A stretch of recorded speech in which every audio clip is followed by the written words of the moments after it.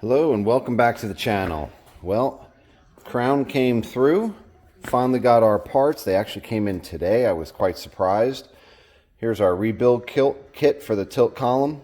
Got our bearings, new gear assembly, this metal piece that then activates the ignition rod.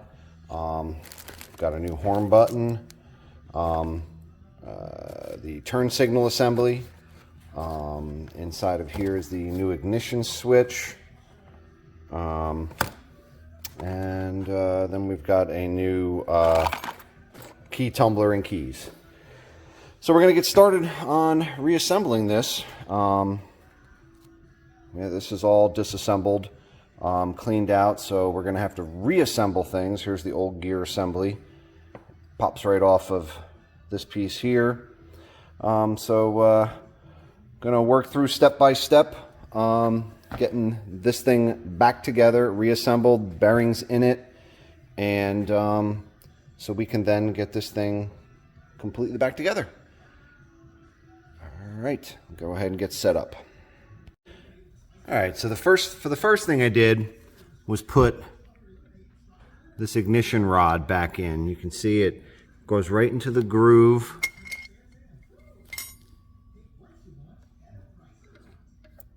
Right in the side of that aluminum housing. Comes over here, and then this is our new ignition, I don't know if it's an ignition module, but as you can see there's a hole right in the back there. That's going to slip right down on top of this rod. And then right now I'm going to loosely put these screws in, and that's mostly just because I just want to keep that rod from bouncing around. Why we're doing the assembly.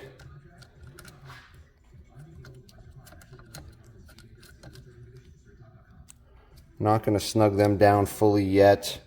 I'm pretty sure this comes up all the way like this because the rod is all the way up, and then when you turn the key, I believe it pushes this all the way down, and that's what allows it to engage the start, and then it bounces back up. But I put a little grease on that and put that in there. Next thing I'm going to do is assemble this and this piece that activates that, the spring that holds it all in place. Get all that in. Then I'm going to set these bearings in there, and I'm going to put probably red bearing grease on these so that they stick, because if you pop this inner race out, it's just going to fall. I mean, these ball bearings literally just fall right out. So I'll probably end up putting this lower bearing on with it upside down, then slide it into place, and then put the top one in. I don't know. I'm going to have to figure out the best way of doing that. But all right, I'm going to go ahead and start putting these pieces together, and I'll come back and show you the next step. Okay, put this slotted piece in, goes right through, and then there's a new gear that goes on the other side. To set that down, obviously I greased everything, and then to set it on there, pretty much it goes on real easy. I just held my finger on the back side, set a 10mm socket right on top of the that like that, and then just literally just had a couple taps with a ball peen, set it down completely in place, and then that spins nice and freely. Now we'll be able to go ahead and get the other pieces inserted. Okay, so we're starting the reassembly. Cam's in place. What you end up doing is, if you rotate this cam so that this semicircle section is up further, kind of at like 10, 11 o'clock position, you can slide this pin right in, and then you've got to slide this piece in and hook it right on there, and then that lines up the gears and I guess gets it basically phased correctly. All right, and there's a grooved area. Let me see if I can get this to slide back easily. Okay, you're going to see there's a grooved area right up there. See if we can get that to focus. Right above it, and there's actually a little flat spring with two hooks on both sides that hold it into place. So The next thing is to get, and unfortunately this gear with it being black makes it a little harder to see. The original gear was, you know, white, so it stood out a little easier. The contrast was a little better.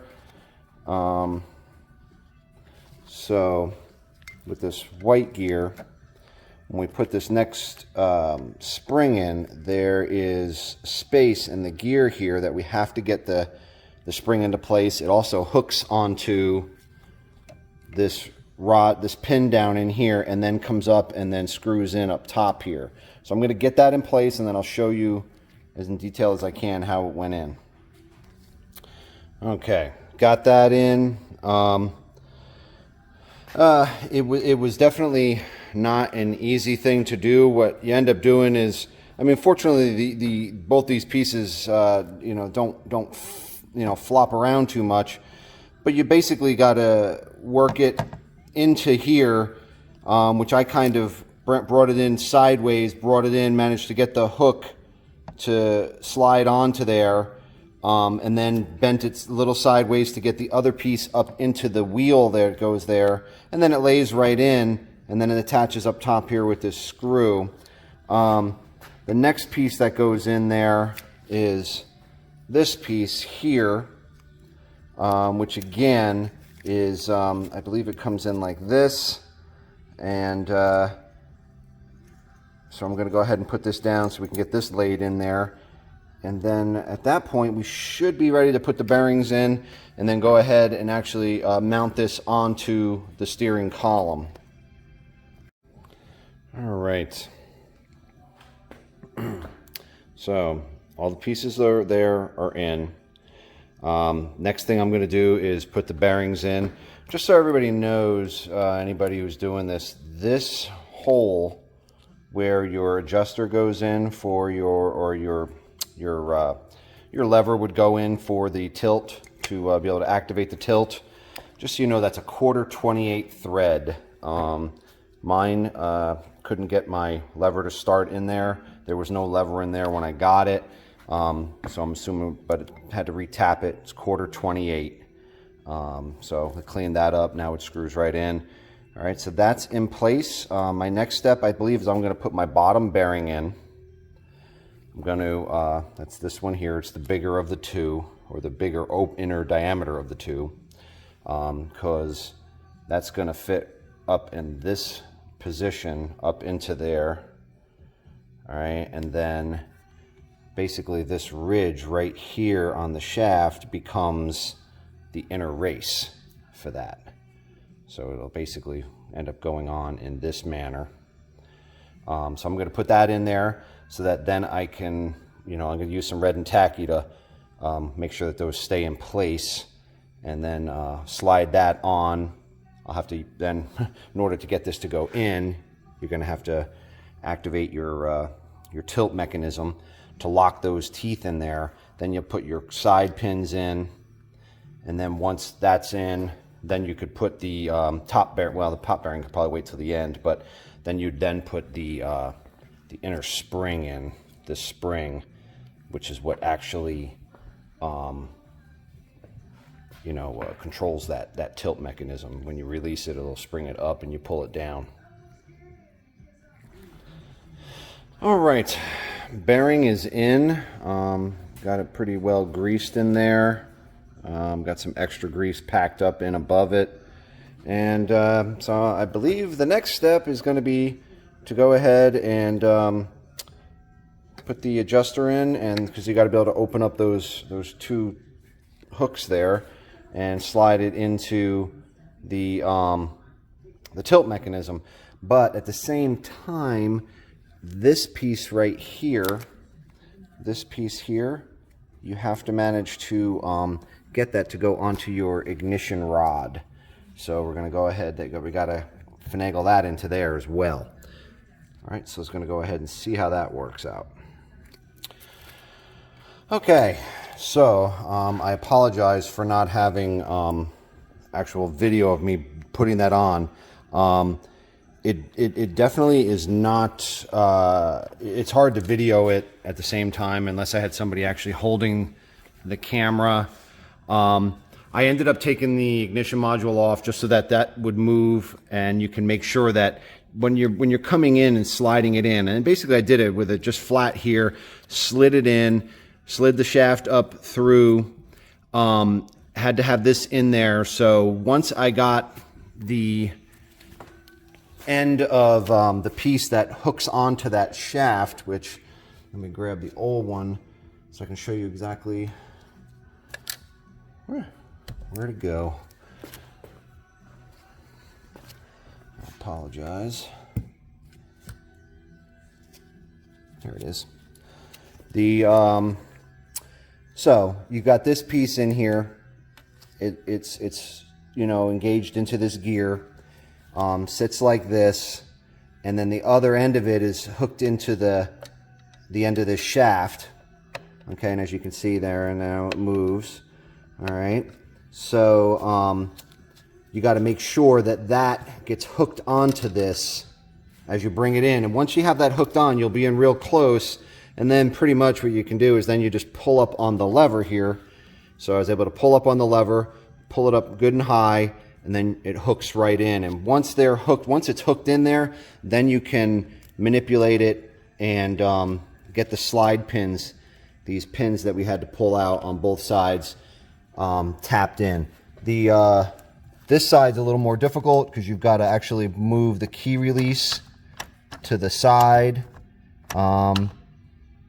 in order to do that. But bottom line, it still goes once it goes in, it taps right in very easily.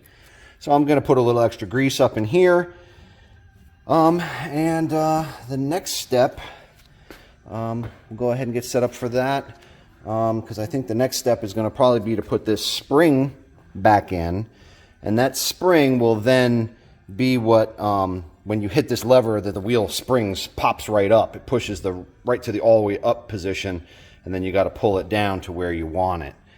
So we're going to go ahead and get that put in. We'll grease that up good, slide that in there. Just need a large side Phillip head screwdriver so that you can push this in and then twist it clockwise and engage these little tabs into the housing, and that locks it into place. And this is down on the bottom side, and that'll all get greased before being installed. All right, so let's get set up for that. Okay, moving right along. Our tilt spring is back in. So I believe the next step now will be for us to go ahead and get the cover housing that goes over top of this on. Because then obviously we're going to have to put the our key in, and obviously one of the last things is going to be the bearing in the lock plate. So let's go ahead and get set up. I'll come back with the next step. Okay, well, from where the last time I left off was, I was going to go ahead and put this top on and then do the bearing, and you could do that, but what I opted to do was to do the bearing first. And you know, it seems to have worked out fine, but I got to tell you, the bearing is very tough to get into place. You know, there's no way of putting, you're kind of tapping all around it. I was using a brass drift and tapping around with a ball peen, and then I had to go to a little heavier hammer. And I was having a hard time getting the race to set into place. So what I actually ended up doing was taking the bearing apart, and I'm glad I did, because you take the inner race out, and then all the balls are held by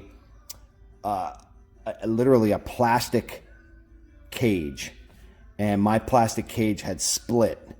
Fortunately, because I had greased it first, everything stayed together, so I was able to very gently pull it out. Then I was able to tap the race in the rest of the way.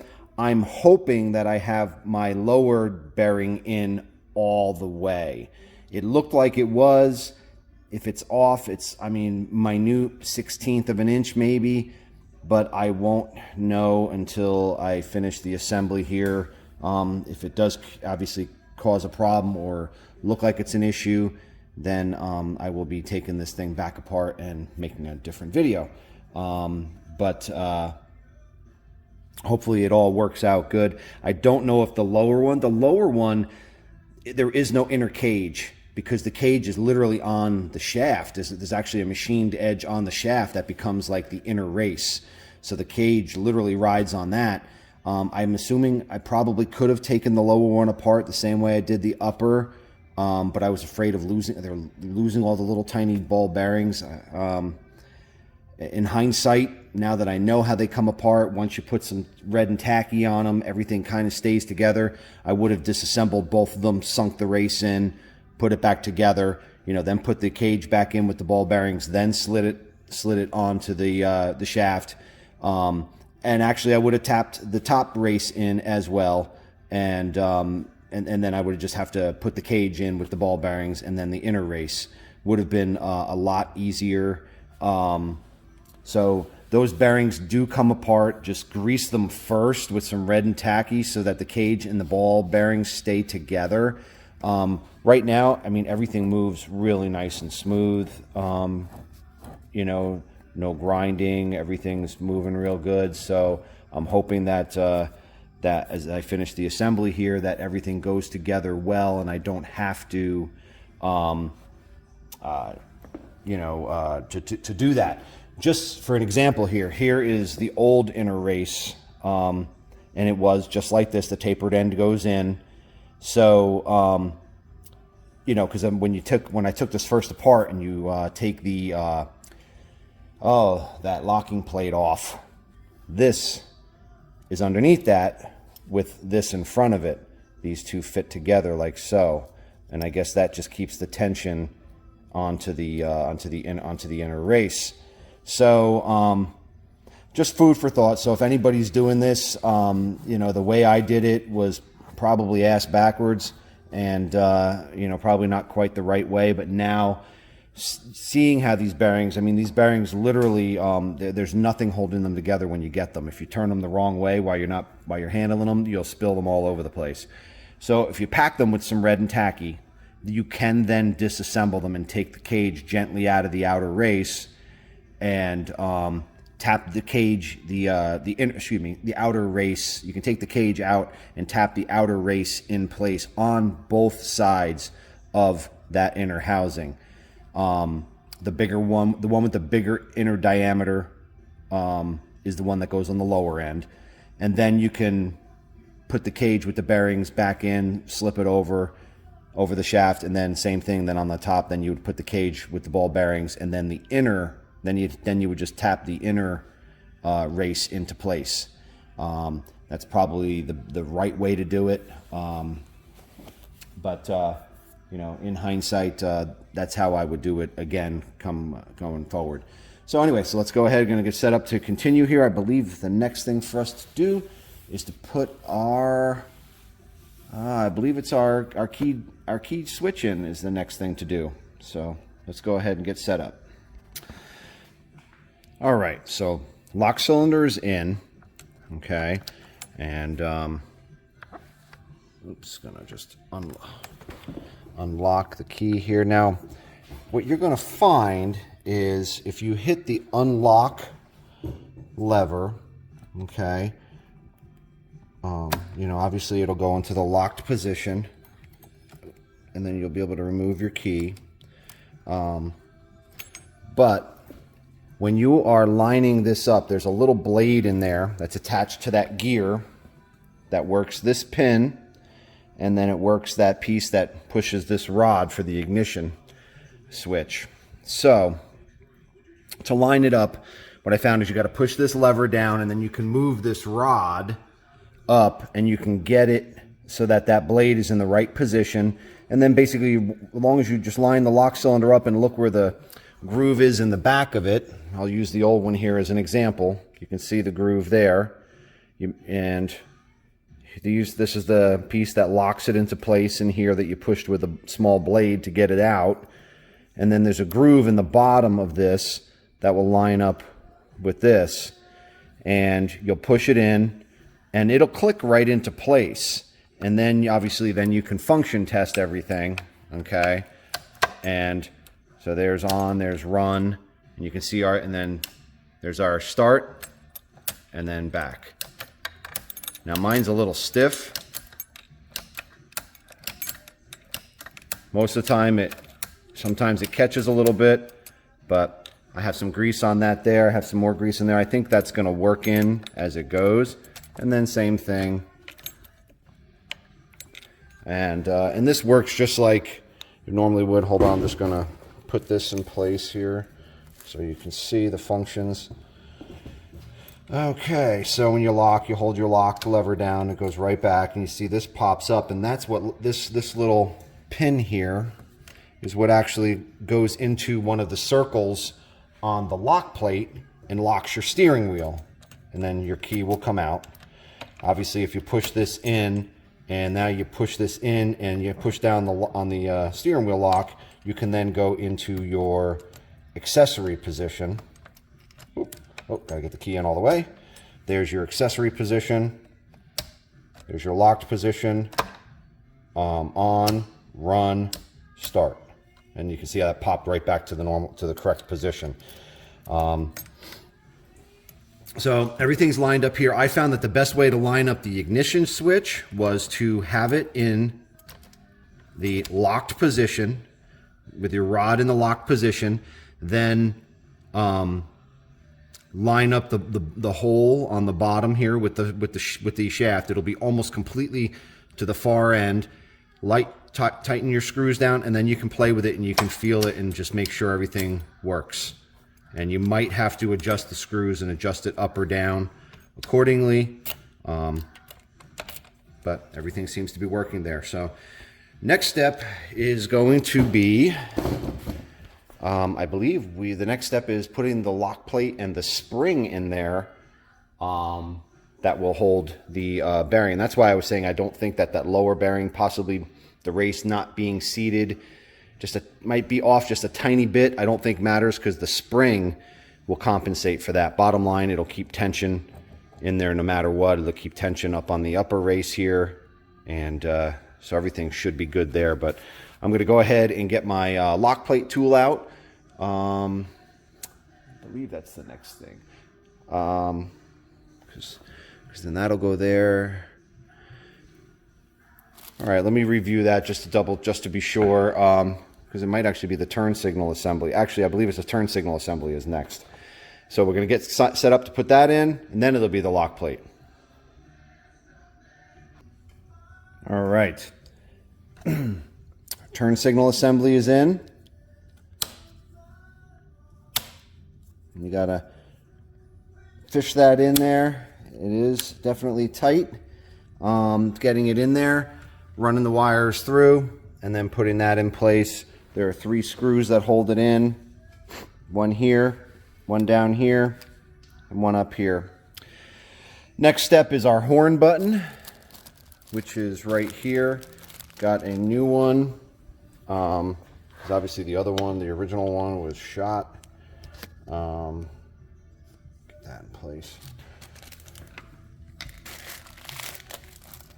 Now, the horn button does not come with this little spring, this plunger, and this piece here. These were actually off of the original horn button. So they popped right out. So I'm going to go ahead and assemble that with a little grease, put a little dielectric grease on it, and then that will go right over top in place here.